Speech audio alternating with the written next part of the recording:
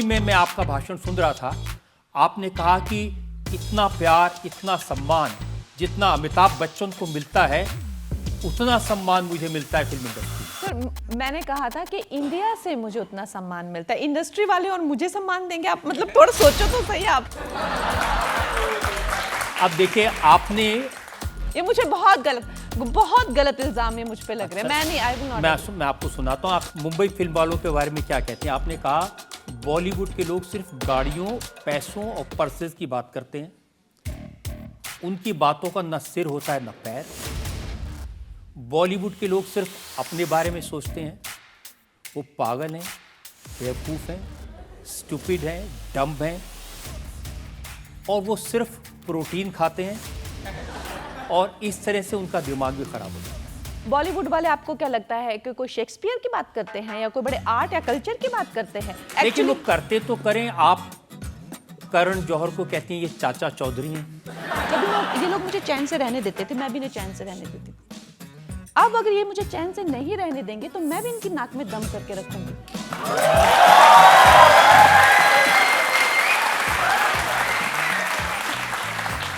तो आप रणबीर कपूर को सीरियल स्कर्ट चेजर कह देगी। आप तो ऐसे बोल रहे हैं जैसे वो स्वामी विवेकानंद हो। नहीं, आप ऐसे इनकी वकालत कर रहे हैं जैसे आहा महान से महान हस्तियां हो ये।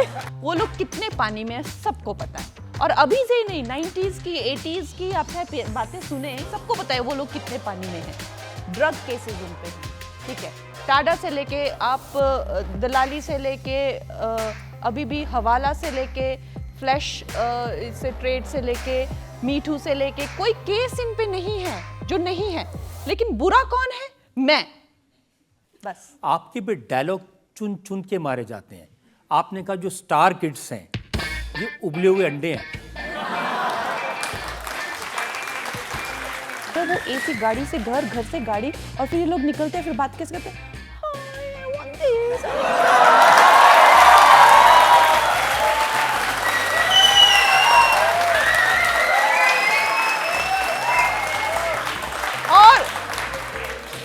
और सबसे बड़ी बात, जो लोग 40-40 साल के हो चुके हैं, जो लड़कियां 35-35, 32 थी, वो स्टार किड्स,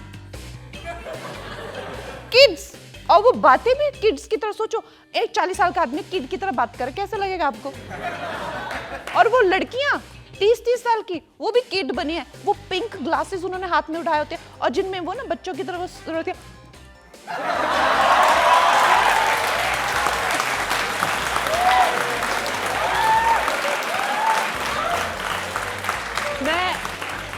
आप ये नहीं देखते, आप ये देखते हैं कि मैं उनको क्या, ये नहीं कहते कि मुझे कितना ट्रॉमा होता है उनके साथ में मिलके।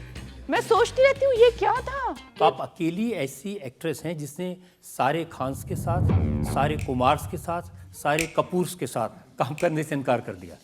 सर ये इसीलिए मैंने किया क्योंकि जनता, उससे पहले मैंने कहा ना मैं मांगती थी काम, ऐसा नहीं है मैं नहीं मांगती थी, भटकती थी, मैं दर भटकती थी। तो चढ़ते सूरज को सलाम करते हैं। अगर आप सफल हैं तो सब आपके पीछे भागेंगे। हाँ, तो वो सूरज अब सबके ज्यादा चमक रहा है तो मैं क्यों फिर साइड रोल लूं? अब देखिए, आपके बारे में करण जौहर ने एक शेर लिखा था। उन्होंने लिखा, लगा लो इल्जाम हम झुकने वालों में से नहीं, झूठ बोलते जाओ बनो गुलाम हम बोलने वालों में से नहीं। जिस तरह से मुझे साइको बोल के या इस तरह से जो है मुझ पे केस करके जेल में डालने की कोशिश की, और एक अच्छे युवा सक्सेसफुल एक्टर जो है आत्महत्या कर लेते हैं, तो उन्होंने आत्महत्या कर ली, तो आप पूरे देश की नजर में तो आएंगे ना कि आपके वहां पे चल क्या रहा है। आप अपने घर में पार्टी बुलाते हैं, खुद फोटो ले रहे हैं जिसमें लोग ड्रग्स कर रहे हैं, लोग तो आपसे पूछेंगे ना, अपनी करतूतें उनको देखनी नहीं है। हाँ, और खराब कौन है? मैं, क्योंकि मैंने बोला।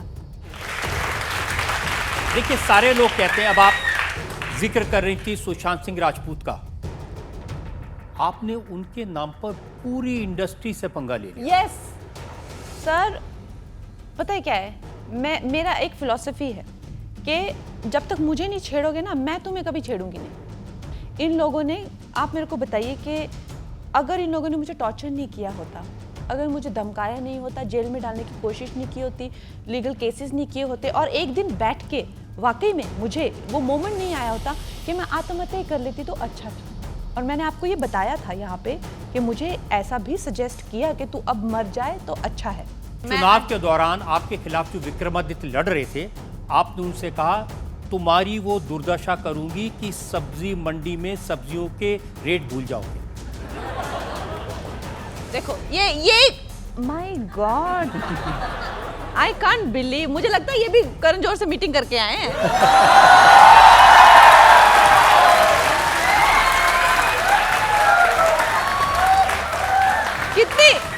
कितनी बड़ी साजिश का मैं शिकार हो रही हूँ यहाँ पे। वही हिसाब है कि हमें तो अपनों ने लूटा, गैरों में कहाँ दम था, मेरी किश्ती वहां डूबी जहाँ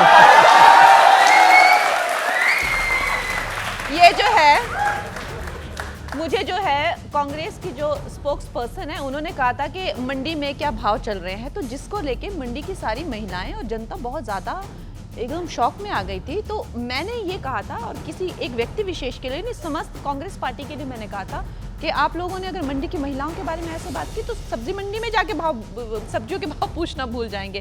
और ये कैसे प्रेजेंट कर रहे हैं? कांग्रेस की स्पोक्स पर्सन ने कहा था क्या भाव चल रहा है मंडी में, कोई बताएगा।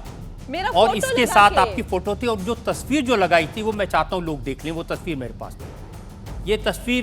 ये वो तस्वीर है जो उन्होंने लगाई थी जिसका जिक्र आप कर रहे हैं। आपकी बात ठीक है, पहले मैंने आपको आधी बात बताई थी। इस तरह की खैर नीची सोच, और उन्होंने मेरे बारे में बहुत ज़्यादा कांग्रेस से, चाहे क्या इसके रेट है, क्या इसके भाव हैं, ये अपने जो है रोजी रोटी हमारी दादी को यूज़ करके कमाती है। मैं तो कहती हूँ कि अच्छा है कि मैं भारतीय जनता पार्टी में हूँ, नहीं तो मुझे खुद से ही घृणा हो जाती है इन लोगों के बीच में।